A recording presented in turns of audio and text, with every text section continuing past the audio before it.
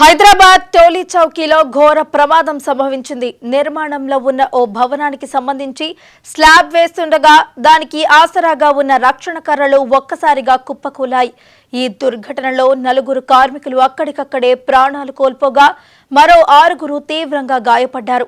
సమాచారం అందిన వెంటనే రెస్క్యూ టీమ్స్, పోలీసులు సంఘటనా స్థలానికి చేరుకొని సహాయక చర్యలు చేపట్టారు. భారీగా పేరుకుపోయిన కర్రలు, ఇనుప రాడ్ల మధ్య మరికొందరు చిక్కుకొని ఉండవచ్చని భావిస్తున్నారు. గాయపడిన వారిని మెరుగైన చికిత్స కోసం సమీప ఆసుపత్రికి తరలించారు. ప్రస్తుతం సంఘటనా స్థలంలో సహాయక చర్యలను ముమ్మరంగా కొనసాగుతున్నాయి.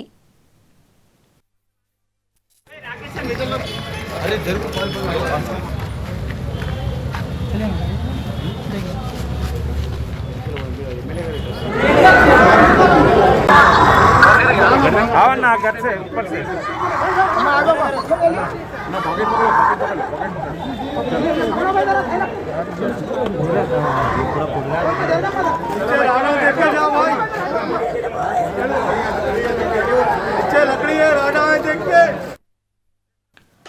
హైదరాబాద్ టోలీ చౌకీలో ఘోర ప్రమాదం సంభవించింది. నిర్మాణంలో ఉన్న ఓ భవనానికి సంబంధించి స్లాబ్ వేస్తుండగా దానికి ఆసరాగా ఉన్న రక్షక కర్రలు ఒక్కసారిగా కుప్పకూలాయి. ఈ దుర్ఘటనలో 4 కార్మికులు అక్కడికక్కడే ప్రాణాలు కోల్పోగా మరో 6 తీవ్రంగా గాయపడ్డారు. సమాచారం అందిన వెంటనే రెస్క్యూ టీమ్స్, పోలీసులు సంఘటనా స్థలానికి చేరుకొని సహాయక చర్యలు చేపట్టారు. భారీగా పేరుకుపోయిన కర్రలు, ఇనుప రాడ్ల మధ్య మరికొందరు చిక్కుకొని ఉండవచ్చని భావిస్తున్నారు. గాయపడిన వారిని మెరుగైన చికిత్స కోసం సమీప ఆసుపత్రికి తరలించారు. ప్రస్తుతం సంఘటనా స్థలంలో సహాయక చర్యలు ముమ్మరంగా కొనసాగుతున్నాయి.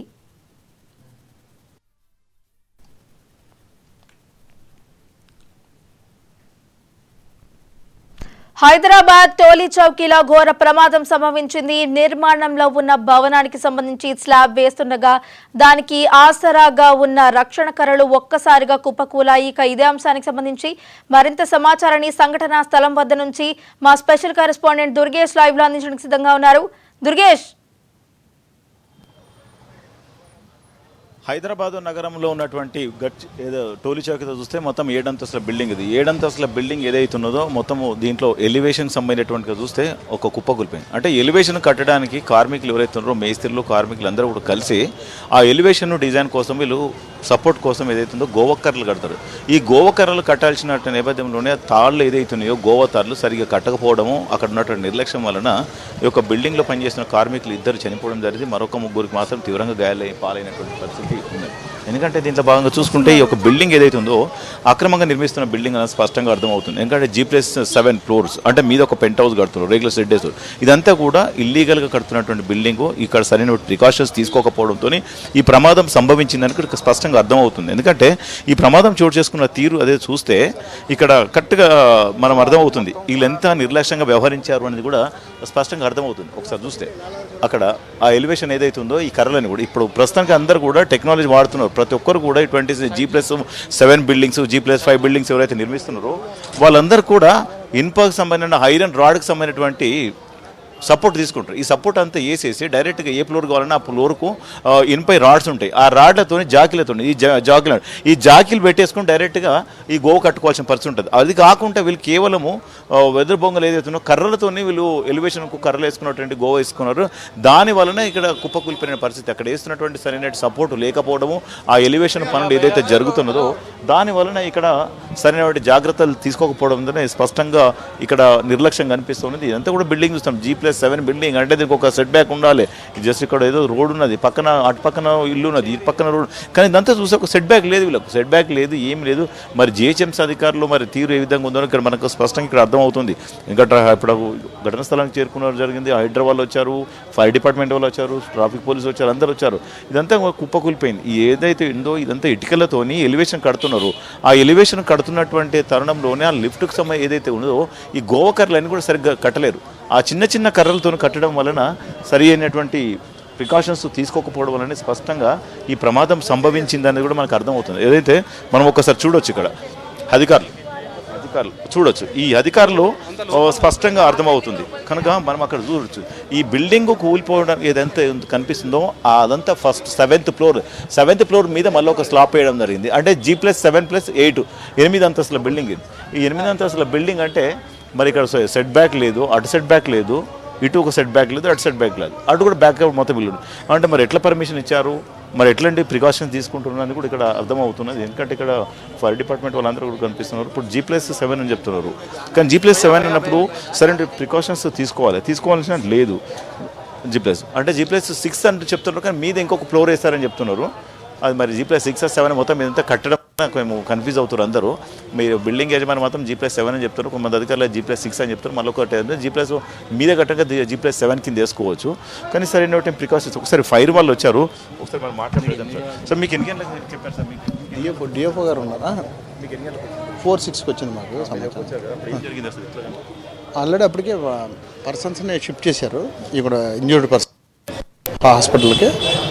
మేము టోటల్ అంతా బిల్డింగ్ మా స్టాఫ్ అందరూ వెళ్ళి బిల్డింగ్ టోటల్ సెర్చ్ చేసి ఎక్కడెక్కడ ఏం జరుగుతుందో చూసుకుని పైన టెర్రస్ కూడా చూసుకుని అంతా క్లియర్ ఉన్నట్టు తర్వాత కింద రావడం జరుగుతుంది. బిల్డింగ్ చూస్తారు కదా, ఇప్పుడు ఎట్లా కనిపిస్తుంది అసలు? ఎట్లా ఇక్కడ పరిస్థితి?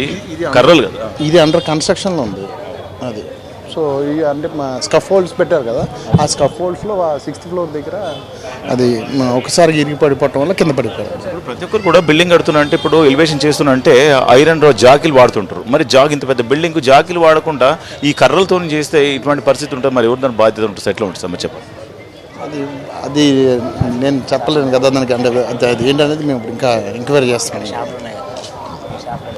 డిపార్ట్మెంట్ వాళ్ళు మనం చూడవచ్చు, ఇక్కడ ఆటో కూడా కుప్పకూలిపోయింది. ఆటో ఉంది, ఒక కారు ఉంది, 2 వీలర్ ఇవన్నీ కూడా తీసేశారు.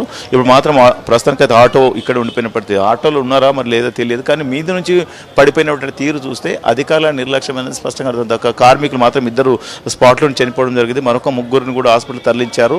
వాళ్ళకి మాత్రం ట్రీట్మెంట్ అందిస్తున్నటువంటి పరిస్థితి ఉన్నది. ఎందుకంటే క్లూజ్ టీం కూడా పోలీసులు కూడా రంగంలో దిగారు.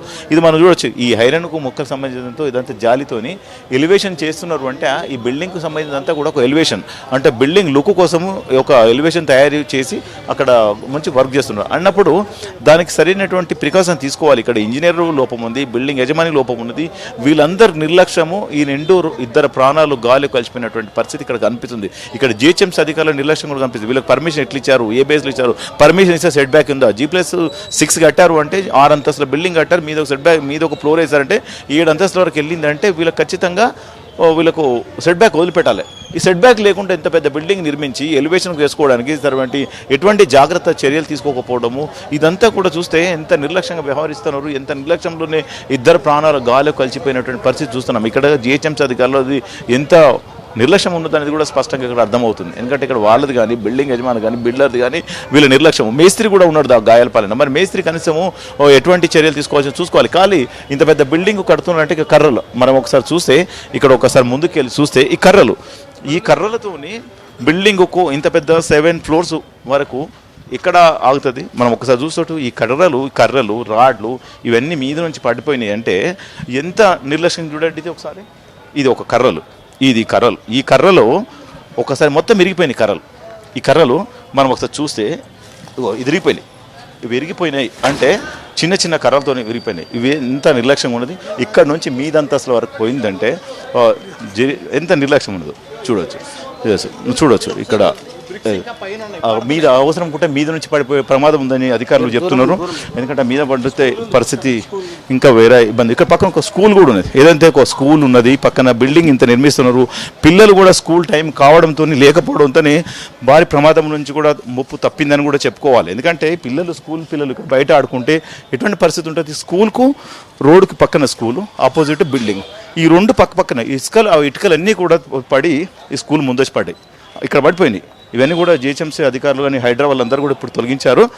ఇక్కడ పడిపోయినట్టు పరిస్థితి, రక్త మరకలు కానీ ఇక్కడ పడిపోయినటువంటి పరిస్థితి ఇవన్నీ చూస్తే ఆ బిల్డింగ్ యజమాని అండ్ బిల్డరు ఎంత నిర్లక్ష్యంగా వచ్చారో అని చూడవచ్చు మనము. ఇదంతా ఎలివేషన్, ఈ సిమెంట్ కాంక్రీట్ సంబంధించినంతా కూడా ఈ రాడ్ చూడవచ్చు.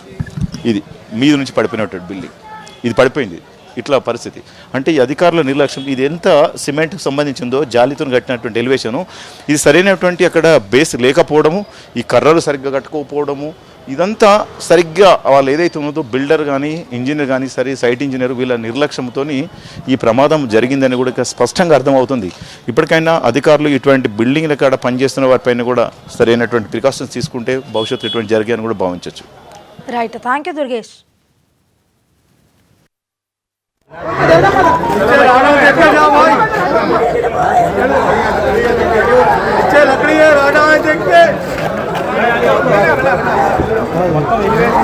సపోర్ట్